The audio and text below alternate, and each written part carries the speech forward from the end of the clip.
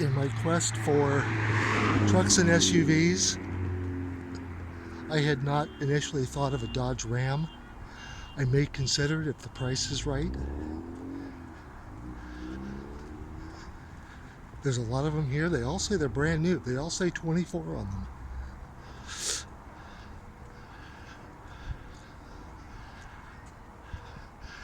Let's see, I see a window sticker. Let's go see.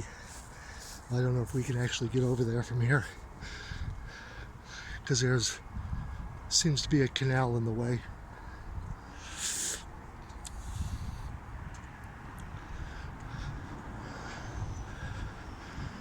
This lot is full.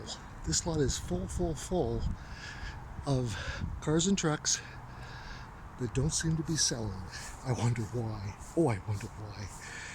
Maybe it's because of the inflation rate? Anyway, let's see if we can get a close-up of a window sticker.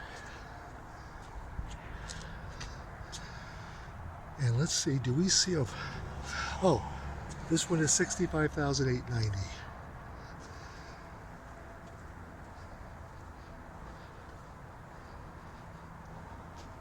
This is brand new.